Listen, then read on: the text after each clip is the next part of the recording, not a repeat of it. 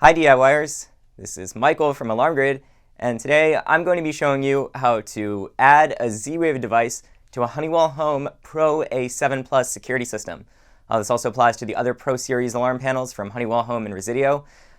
One thing to keep in mind though, you need to have a Honeywell Home ProWiFiZW installed inside your ProSeries panel.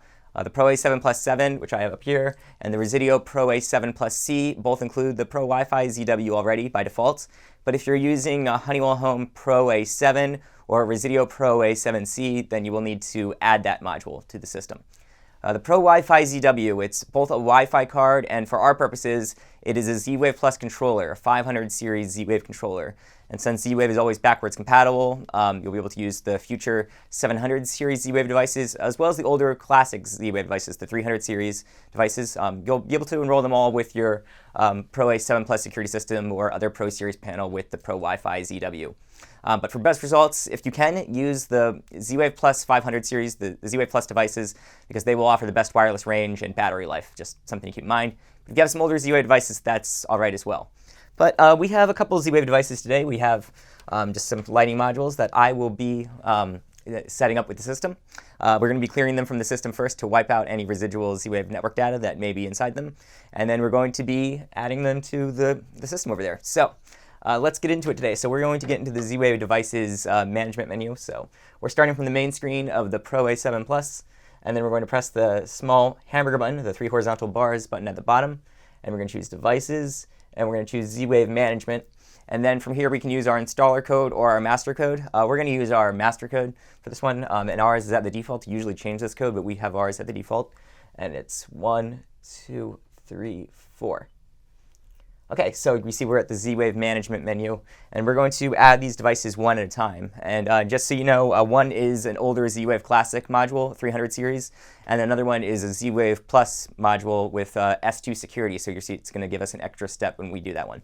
But we're going to do the older one first. This is just a Leviton lighting module. Here you see right now it's on, the LED is lit up. But we're going to exclude it from the network first to wipe out any residual Z-Wave network data, and then we're going to add it in. Clearing a device first is always a good practice. Even if it's brand new, it might have some Z-Wave network data from the factory, so it's just good practice to do that. So we're at the Z-Wave management screen. We're going to choose Exclusion Mode. And actually, before I do this, I do want to show you one thing. I just want to show you that we don't have any enrolled Z-Wave devices right now. We're starting blank, so just to show that we have nothing up our sleeves, so to speak. Nothing on the system right now. But let's go into Exclusion Mode. And right now, the device is listening for a Z-Wave signal to come in so it can clear it from the network. Even if the device is not actively paired with the network, you can still do this. So I'm going to show you that right now. We just press the inclusion/exclusion button on the device, and you see that we have a device excluded from the network. Depending on the Z-Wave device you're working with, it may follow a different process. If you're using a Z-Wave lock, for instance, you might have to enter in a specific code. So refer to the manual for your Z-Wave device. Luckily, in our case, we just have a button that we press. And then we're going to click Done. And now I'm going to go to Inclusion Mode. And I'm going to do the same thing on the device because it uses the same process for inclusion and exclusion. We press the button. We press the button. And there we go, device found there. So you see we added a non-secured security level. This is just a basic Z-Wave device, Z-Wave Classic, so to speak. It's on node number 13. It's from Leviton, which you see this is from Leviton. So this is the device right there. So we're just going to click Done. And then let's look in Enroll Devices. And you see that we have device 1. And right now it is on. You see the LED on it is lit up. If we press the button here, we can turn it off. And you see the LED turns off. We can control it right from here. And while I'm thinking about it, I do want to mention that you'll also be able to control your Z-Wave devices from Total Connect 2.0 if your system is monitored. You can access that using a compatible web browser or the Total Connect 2.0 mobile app.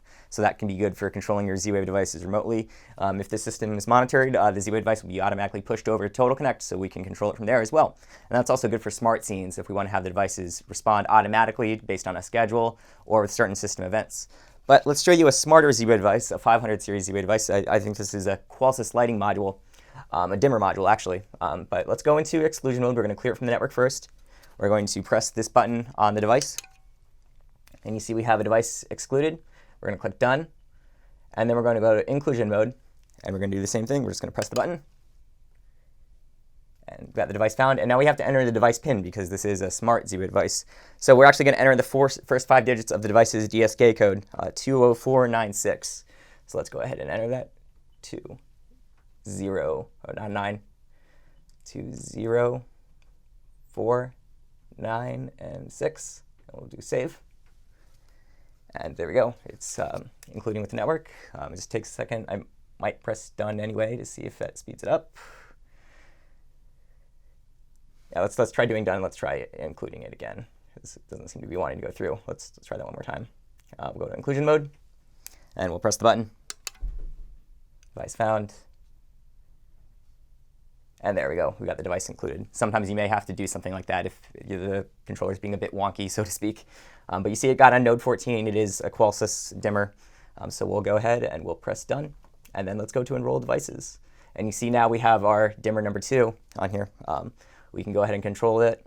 We can set the level on there. This is a dimmer module, so we can set the level of lighting that we want. This one doesn't give as much of a response as the other one. The other one had the LED on it, but you see that we've enrolled our Z-Wave devices. So that's pretty much all you have to do. You clear the devices from the network first, and then you go and enroll them. So that is how you add a Z-Wave device to your Honeywell Home PROA7PLUS security system. Remember, the other ProSeries alarm panels will follow the same process. You just need that ProWiFIZW installed. And remember that if your system's monitored with automation from Total Connect 2.0, you'll be able to control your Z-Wave devices from that platform as well. So if you have any questions about the PROA7PLUS security system, about Z-Wave home automation, about alarm monitoring services in general, send an email to support@alarmgrid.com. If you found this video helpful, make sure to give it a thumbs up below to like the video. And remember to subscribe to our channel for updates on future videos. We hope you enjoyed the video. Thank you.